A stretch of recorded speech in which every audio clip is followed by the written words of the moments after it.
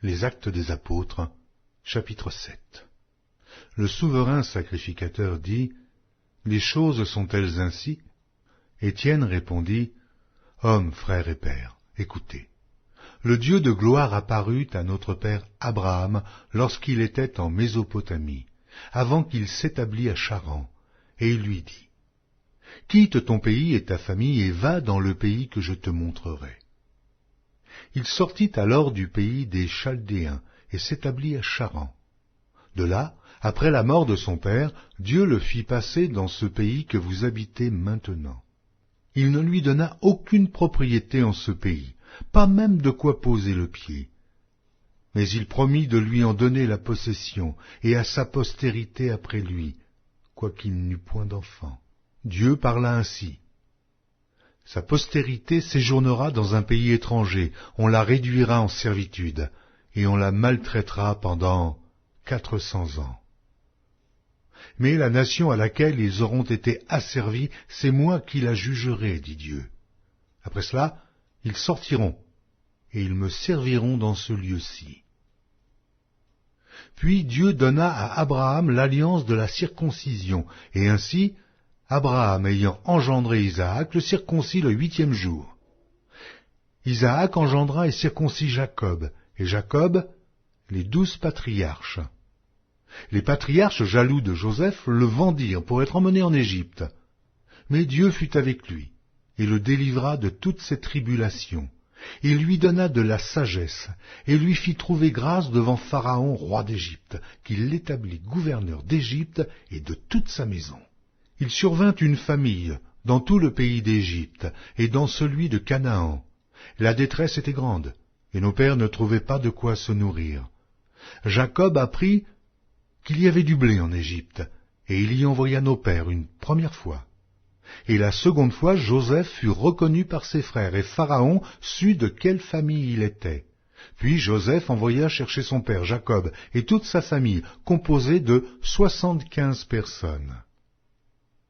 Jacob descendit en Égypte, où il mourut, ainsi que nos pères, et ils furent transportés à Sichem et déposés dans le sépulcre qu'Abraham avait acheté à prix d'argent des fils des morts, père de Sichem. Le temps approchait où devait s'accomplir la promesse que Dieu avait faite à Abraham, et le peuple s'accrut et se multiplia en Égypte, jusqu'à ce que parut un autre roi qui n'avait pas connu Joseph. Ce roi, usant d'artifices contre notre race, maltraita nos pères, au point de leur faire exposer leurs enfants pour qu'ils ne vécussent pas.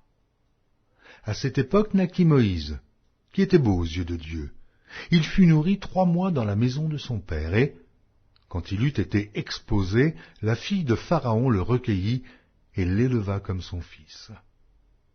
Moïse fut instruit dans toute la sagesse des Égyptiens, et il était puissant en parole et en œuvre. Il avait 40 ans lorsqu'il lui vint dans le cœur de visiter ses frères, les fils d'Israël.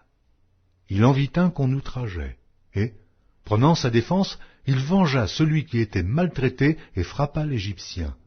Il pensait que ses frères comprendraient que Dieu leur accordait la délivrance par sa main. Mais ils ne comprirent pas. Le jour suivant, il parut au milieu d'eux. Comme ils se battaient, il les exhorta à la paix. « Hommes, dit-il, vous êtes frères, pourquoi vous maltraitez-vous l'un l'autre » Mais celui qui maltraitait son prochain le repoussa en disant « Mais qui t'a établi chef et juge sur nous ? Veux-tu me tuer comme tu as tué hier l'Égyptien » À cette parole, Moïse prit la fuite et alla séjourner dans le pays de Madian, où il engendra 2 fils. 40 ans plus tard, un ange lui apparut au désert de la montagne de Sinaï, dans la flamme d'un buisson de feu.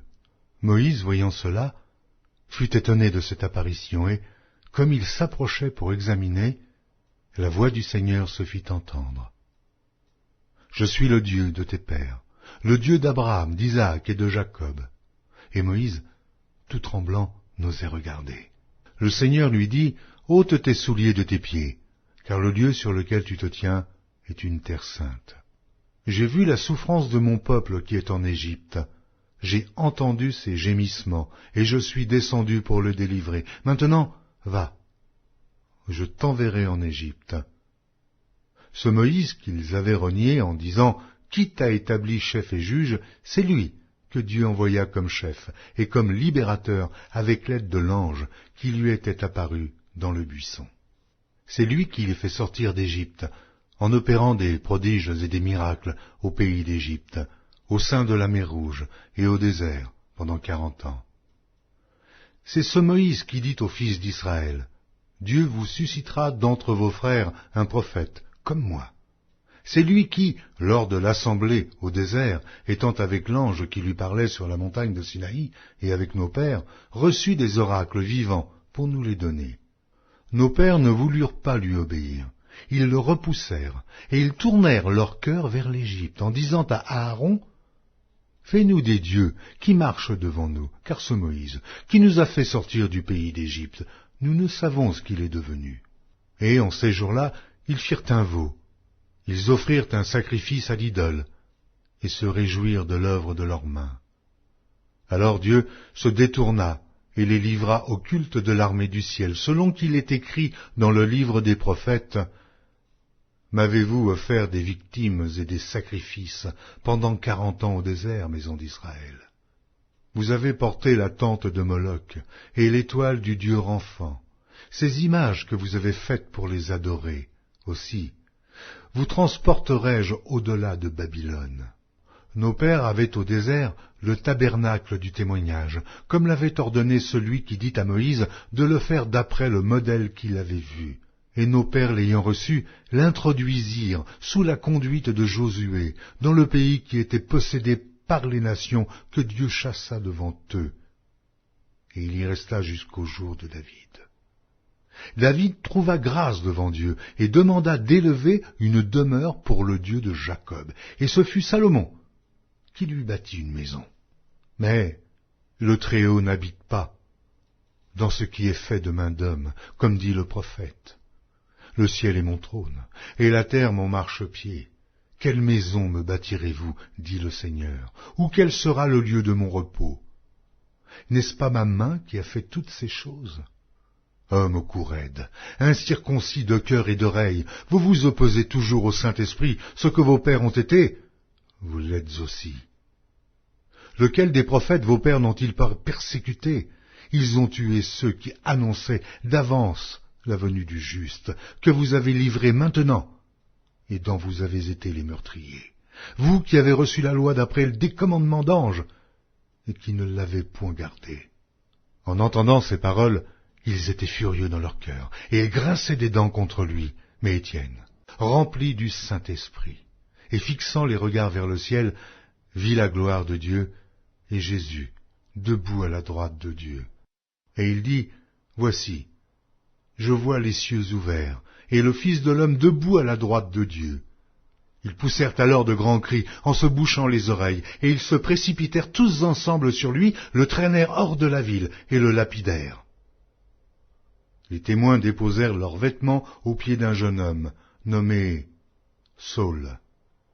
Et ils lapidaient Étienne, qui priait et disait, « Seigneur Jésus, reçois mon esprit. » Puis, s'étant mis à genoux, il s'écria d'une voix forte, « Seigneur, ne leur impute pas ce péché. » Et, après ces paroles, il s'endormit.